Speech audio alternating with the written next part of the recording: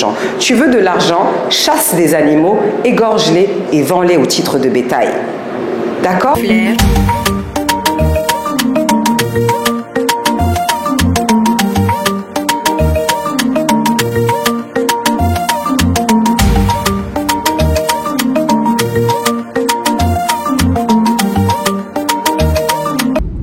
Chers amis de YouTube, j'espère que vous allez bien. J'ai atterri à Bamako, comme vous le savez, et j'ai été récupérée par, ça tombe bien parce qu'on parle d'entrepreneurs sur la chaîne YouTube, par un entrepreneur qui a quitté la France. C'est ça.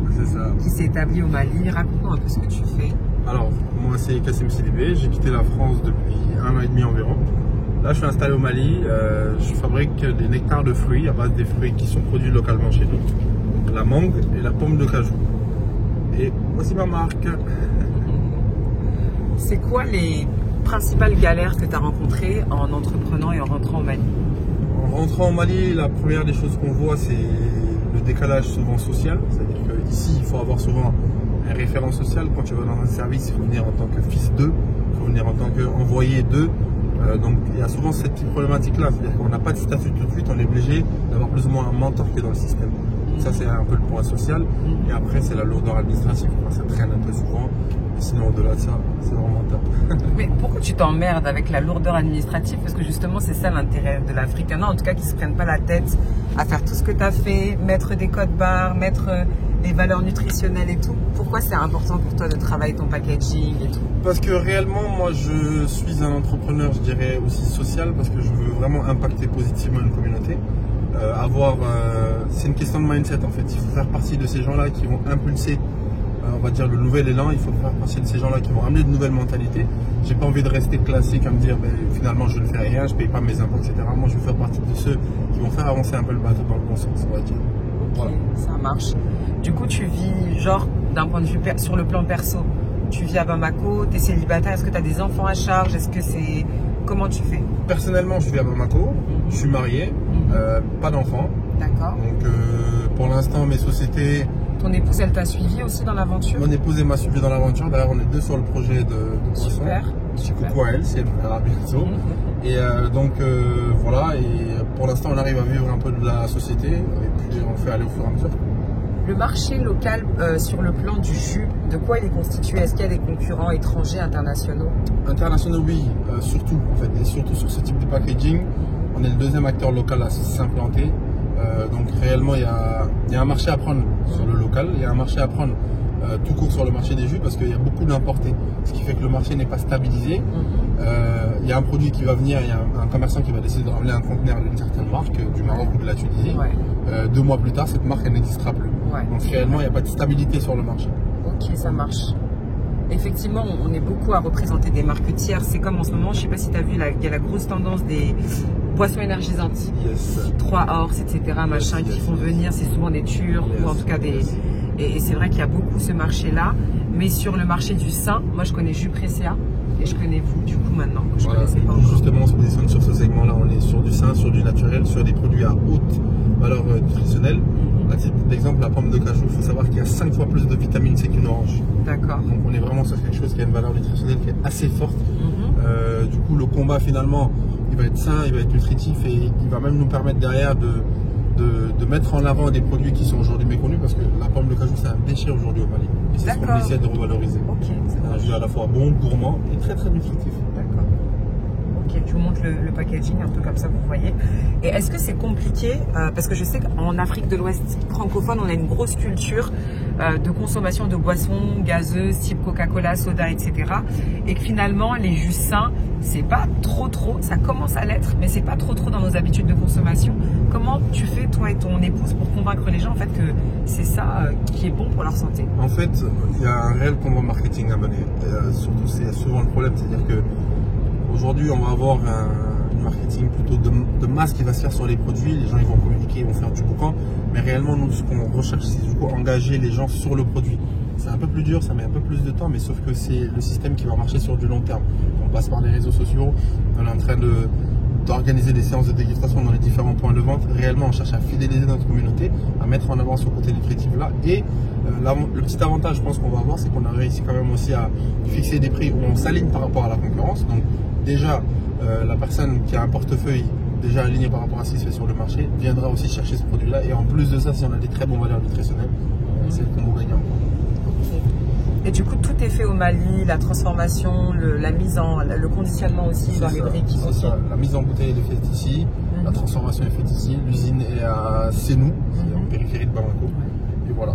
Et est-ce que c'est facile de trouver des bons acteurs qui vont faire du travail aussi fin et précis que ce que vous avez fait là en termes de packaging, en termes de respect des normes d'hygiène, en termes de tout ça? C'est un combat à mener parce que réellement au niveau recrutement souvent c'est compliqué, c'est souvent même très compliqué, mais après ce qu'il faut savoir c'est qu'il y a des très très bons profils, qu'ils aient eu la chance de sortir et de revenir, oui, mais même des profils qui sont localisés aussi, ils sont très très bons, faut les trouver, c'est souvent dur, mais une fois qu'on les a, ils sont top. Moi aujourd'hui j'ai la chance d'avoir une superbe équipe qui franchement, la preuve, on est en train de faire cette interview et à côté ils sont en train de produire et tout se passe très bien. Ouais, c'est vrai, voilà. C'est vrai. Et je voulais te poser une autre question, est-ce que les moyens de production ils vous appartiennent ou est-ce que tu as délégué auprès de gens qui ont des laboratoires ou ce genre de choses? Non, nous on a tout en interne, en tout cas les outils de production sont en interne. Après, on travaille avec des labos. C'est costaud ça. On a tout en interne, c'est une usine qu'on a fabriquée, donc tout en interne. Après on a un labo externe qui s'occupe de la validation de tout ce qui est date de péremption, de valeurs nutritionnelles, etc. On se fait accompagner par un labo local. Super. Comment vous avez financé le projet? Projet financé à travers un programme qui s'appelle Diaspora Entrepreneurship. D'accord. Programme français ou programme malien, mais par contre tourné vers la diaspora française. D'accord, ok. C'est un programme qui permet en fait le retour au pays. D'accord.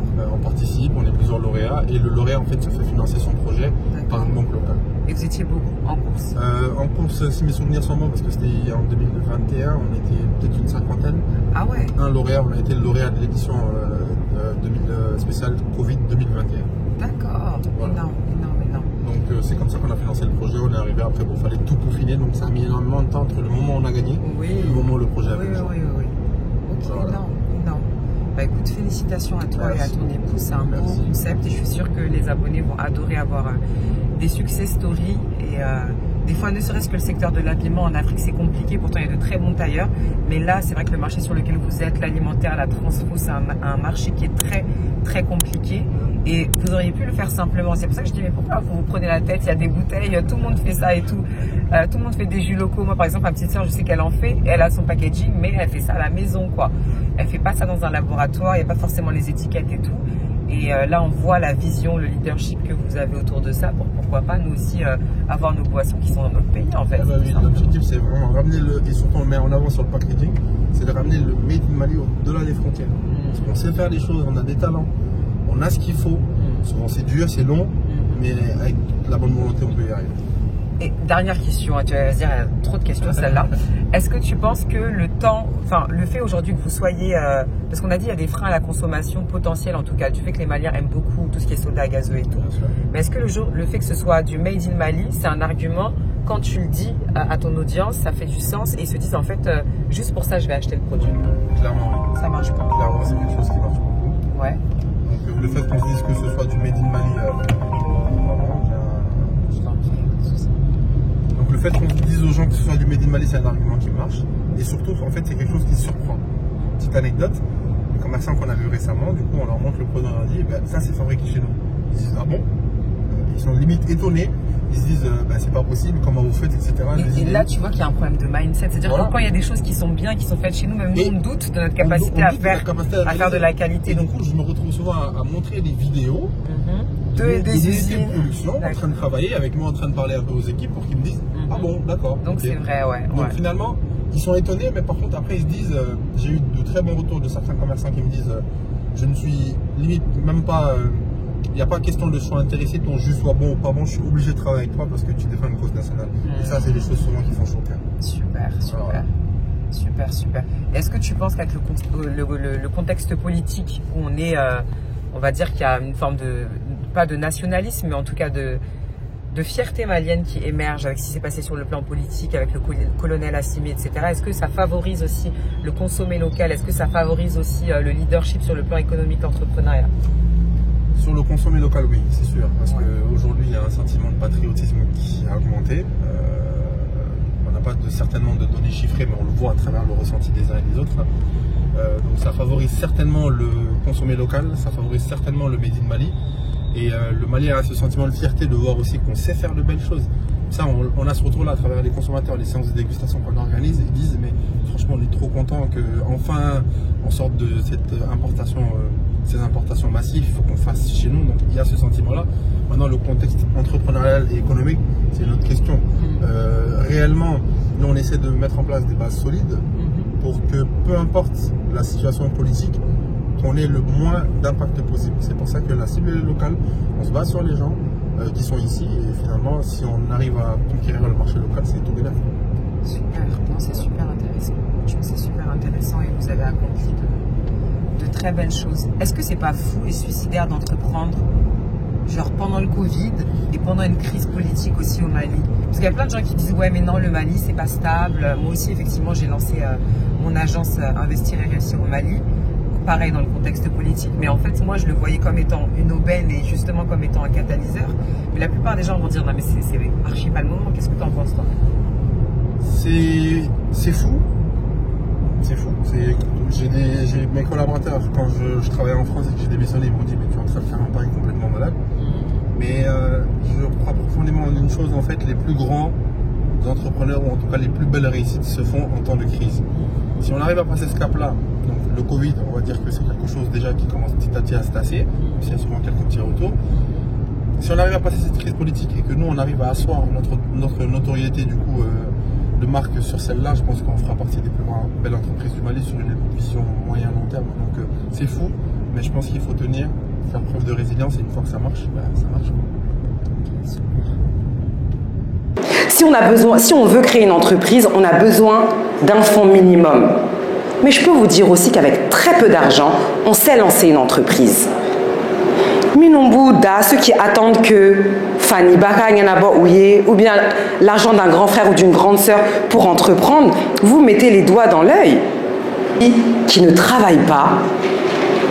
Et des personnes pour lesquelles c'est une bonne chose qu'aujourd'hui au Mali, il n'existe pas de système social. Parce que c'est grâce à ça qu'il y a des entreprises qui sont créées tous les jours, des personnes qui décident, qui se disent « Ah, je peux faire quelque chose.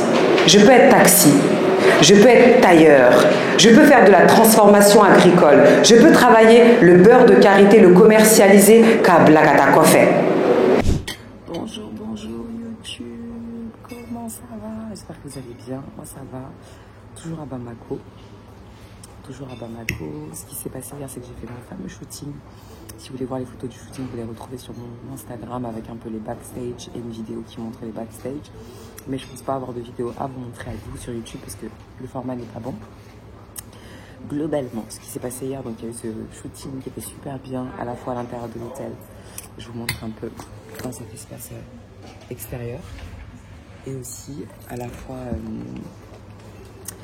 au Mémorial Modibo Keïta qui est pas très loin, qui doit être à peu près 15 minutes. Donc voilà, on a fait des photos et le shooting s'est super bien passé. Qu'est-ce que je peux vous dire d'autre? Après ça, on a été à la conférence. Et la conférence, c'était quand même très très particulier. Pour la simple et bonne raison que lors de la conférence, il y a eu de l'orage. Déjà, le lieu qui était prévu n'était pas du tout celui dans lequel j'ai pitché au final. Il y a eu de l'orage, coupure d'électricité. On était en configuration dans des tentes en fait, en mode Touareg. Et du coup, j'avais un peu mon public qui était disséminé partout et c'était vraiment pas évident. Donc ouais, non, c'était un bel exercice, mais je suis fière de moi. Parce que je suis quand même allée au bout du pitch, malgré la coupure d'électricité, malgré l'orage, la pluie, le son du micro aussi qui était vraiment catastrophique. Mais le plus important, c'est le message en fait. Et du coup, j'ai essayé d'être à la hauteur et de capter leur attention et de les faire oublier tous les désagréments qu'il y avait autour, orage, pluie, etc. Micro qui était pas top. Et ça a été pour le coup. Et là aujourd'hui je vous emmène du coup à l'événement, parce que hier c'était juste le petit cocktail d'intégration, un petit comité, il n'y avait même pas 50 personnes. Et là je vous emmène avec moi plutôt à l'événement même, conférence, salon, etc. Et je vais vous montrer comment ça va se passer. Bonjour, salam alaikum chers abonnés. Là je suis chez Imako Ikaso qui a un concept un peu innovant qui va lier bien-être, enseignement de l'enfant, vraiment tout ce qui fait souci à la femme, le fait d'être bien dans son corps, de se sentir belle, le fait aussi de l'accompagnement spirituel, ils font vraiment tout ici. Donc là c'est la partie boutique que ma charmante accompagnante vient de nous montrer. Donc là, voilà, il y a vraiment des articles pour la femme, de mode. Je vois que derrière, il y a aussi... Il y a des trucs pour les hommes aussi. Ah, ok. Il y a aussi des trucs pour les hommes, apparemment. Et les enfants. Les enfants. Je crois que vous avez aussi des livres. Vous avez une bibliothèque. On a une bibliothèque là. Ouais. Là, c'est la salle où on donne les cours pour les femmes. D'accord. Donc là, c'est la salle de cours, cours. C'est des cours spirituels? Oui, pour les femmes. Moi, je vais faire des cours sur le marketing aussi, hein, parce qu'il y a le marketing dedans. Là, c'est la salle de prière. Ok. Donc là, c'est la salle. Petite salle de prière. Super jolie en plus, parce qu'il y a le côté vert avec une belle peinture et tout. Et puis, la bibliothèque. Ok. Voilà, bon. Et là, c'est la bibliothèque pour être des femmes qui sont conscientes de notre monde et des femmes qui savent, qui connaissent Là, pour la le science. leadership et tout. Ah, Tout est ce génial. qui est spirituel. Et puis, on a quelques livres en anglais pour les enfants. Génial. On a des jeux islamiques aussi. Mhm. Ok, ça marche. Nani, bo caméra là. Ça te dérange? Ouais, elle est discrète. Vous allez entendre sa voix, mais vous n'allez pas la voir. C'est vrai que c'est sur YouTube. Là, c'est le bureau de Khadija. Ok, le bureau de la grande patronne, la grande boss.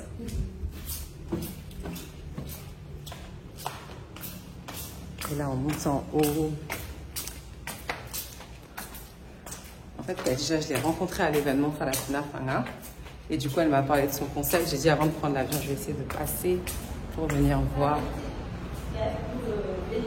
Ouais, un petit endroit pour se poser. Ok, génial. Génial. Et là, il y a une salle de conférence pour former les femmes et tout. Ok. Là, Génial. on allait à la partie pédagogique. D'accord. Ok. Donc là, c'est pour les enfants. Il y a une classe qui est là. Ok. La grande section. D'accord. La moyenne section.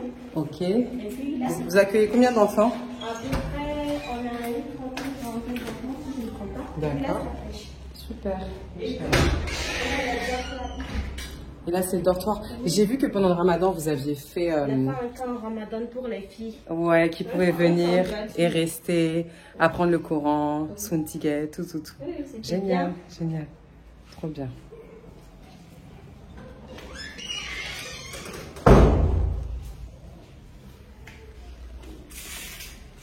Et puis si on remonte, on a le salon privatisé. Là-bas, on fait les talines. D'accord. Puis, il y a la salle de sport. Alaykoum salam. Alaykoum salam. Et là, on est au 3e étage. Elle est belle, cette salle. C'est ma salle préférée. Ouais, franchement, c'est beau. C'est convivial et c'est super beau. Et là, oh, salle de sport. Moi, j'aime pas le sport. Salle de sport. Oui, j'avais vu sur les réseaux sociaux que vous faisiez aussi des salles de sport. Donc, il y a tout. Il y a bien-être, spiritualité, enseignement, les enfants, la mode. Il y a vraiment tout. Il y a vraiment tout. Au top. Au top, Il y a la au top. piscine qui est derrière. D'accord. On va descendre. D'accord, ça marche. Je te suis. Et toi, tu t'appelles comment? Comment tu t'es retrouvée à travailler ici? En fait, ça, c'est la veille de ma grande sœur. D'accord. D'accord. Elle est courageuse, elle travaille bien. Franchement, elle est bien, ça je sais. Je sais pas comment Elle te motive. Elle me motive. Elle t'inspire. Tellement. Ouais, machallah. Ça va, Machallah. ça va. Vous allez bien? Salam alaikum. Ça va? On était ensemble hier à l'événement. Ça va? Tu vas bien? Alhamdoulilah, super. Et là, on va dehors à l'espace piscine.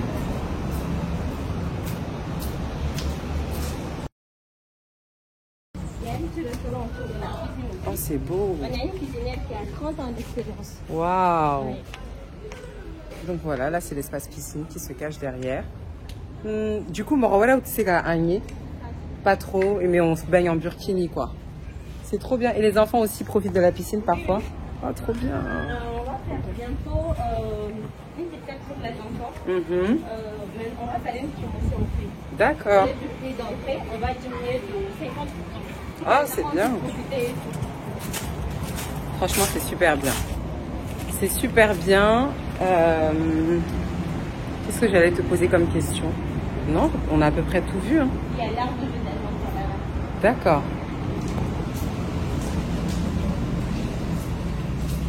Super. là, il y a des jeux pour les enfants. On a fait le tour du concept Imako Ekaso, qui veut dire tout à portée de main en gros, qui a été créé par Dija Khadija, qui est une femme très spirituelle avec une très belle âme et qui est au service des femmes africaines. Chers amis de YouTube, bonjour, je suis de retour à Dakar et là on va faire l'exercice du pitch final avec les incubés. Ils vont présenter un parterre d'investisseurs, leur projet sur PowerPoint. On va aller faire un petit tour pour aller voir comment ça se prépare. Elles avaient cette petite salle là pour se préparer et répéter. Là, il y a la partie petit déjeuner pour celles qui souhaitent manger et se restaurer, mais on leur a conseillé de ne pas trop manger pour rester stable et concentré. Et là, c'est la fameuse salle du pitch. Donc le jury va être au fond. Ici, elles ont la possibilité de mettre leur support. Donc là, c'est le support de Fatou qui est déjà connecté parce qu'elle va commencer. Et sinon, je vais vous mettre quelques extraits du pitch.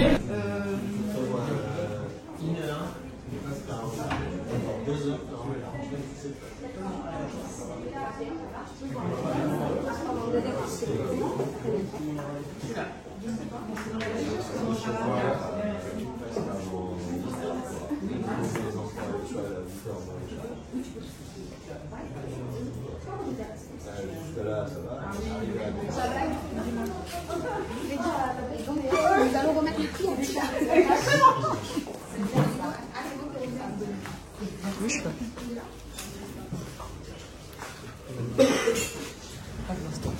J'ai plus de mémoire. Là, je fais une vidéo, mais vas-y. Je fais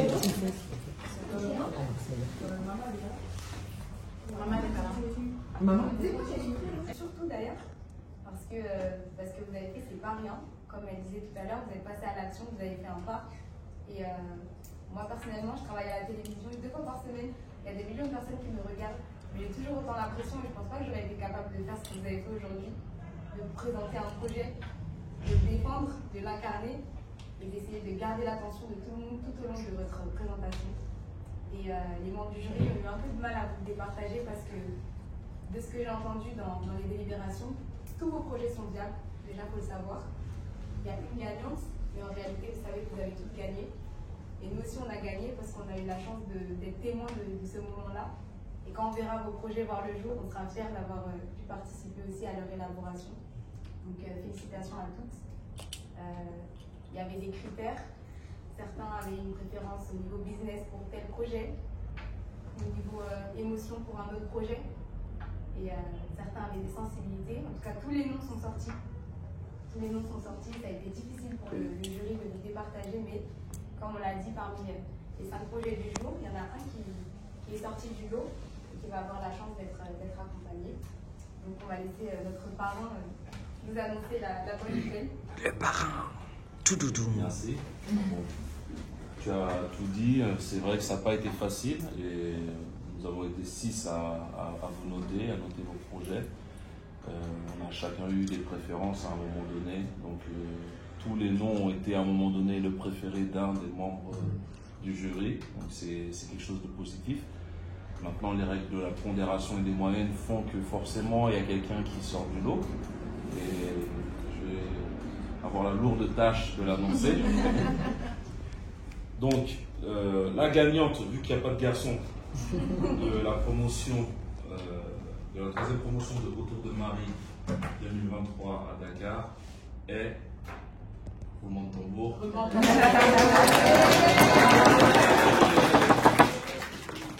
Anasso.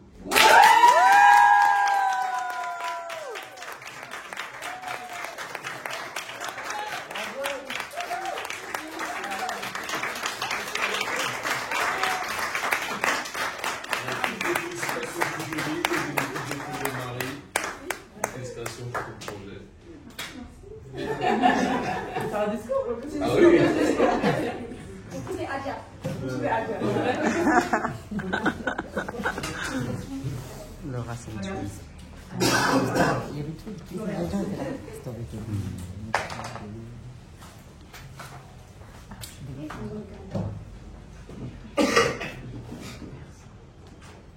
Faut pas nous faire pleurer ici.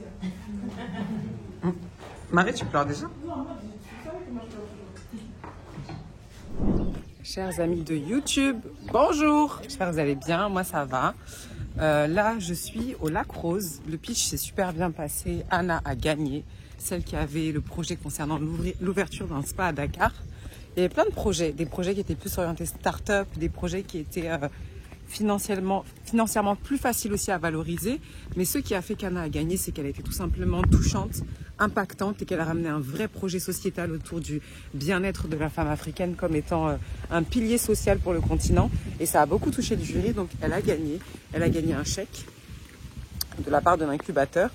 Et voilà, donc c'était un super beau moment. Après ça, on est arrivé ici, au Lac Rose, pour la dernière journée détente. Parce qu'entreprendre en Afrique, c'est bien, mais il faut apprendre vraiment à aimer et connaître son Afrique pour qu'à chaque fois que ce sera difficile et qu'il y aura des épreuves, ben, finalement, on se rattache à l'amour du continent. YouTube Team, il faut que je vous présente un gars. Badou, attends, Badou. La YouTube Team, vous devez connaître Badou. Quand vous êtes en Afrique, quand vous êtes en Europe et que vous avez un projet en Afrique, souvent, il y a la dimension de l'image, du produit, d'accord? Et des fois, vous avez des tenues qui sont des créations, des tenues de mode ou des produits culinaires transformés, des jus que vous fabriquez, des chourai, peu importe quel que ce soit le produit. Et vous avez du mal à vraiment travailler une image de marque de qualité parce que vous n'avez pas des bonnes photos et des bonnes vidéos. Et le client sera toujours prêt à payer 10-15 fois plus cher une entreprise qui a une image plus soignée. Et moi, le vidéaste que je vous recommande, la team YouTube, c'est vraiment Badou qui fait un excellent travail de valorisation des produits. Qu'il s'agisse d'un service que vous faites, qu'il s'agisse d'un produit physique, passez par Badou, il pourra vous faire des réels, des TikTok. Tous ceux qui ont la phobie digitale, la phobie de la photo, la phobie des téléphones, Badou sera la bonne personne pour comprendre la sensibilité de votre produit et le valoriser. Tu peux dire quelque chose à la YouTube team? Alors, ce que je voulais juste dire, c'est que Acital, eh ben, elle n'a pas parfaitement tort. Hein. Tout ce qu'elle dit, c'est vrai. Alors moi, peut-être que j'ai une petite formation en communication et j'ai le matériel nécessaire. Et aussi, j'ai cette sensibilité et cette ouverture. Je comprends les messages, je comprends les codes et je sais les déchiffrer et les transformer en vidéo. Vous pourrez voir sur Autour de Marie toutes les vidéos qu'on a faites et vous pourrez avoir une petite idée. Maintenant, je vous attends avec plaisir et à bientôt, Inch'Allah. Yes, merci Badou. Après avoir fait la partie quad, là ce qu'on va faire, c'est qu'on va prendre un bateau pour aller sur le Lac Rose. Mais le Lac Rose n'est pas rose. Je vous l'ai dit maintenant pour pas que vous soyez déçus. Le Lac Rose n'est actuellement pas rose parce qu'apparemment il s'est mélangé avec l'eau de mer. Donc ça a exactement la couleur de la mer en fait. Et là les pirogues nous attendent. Acital.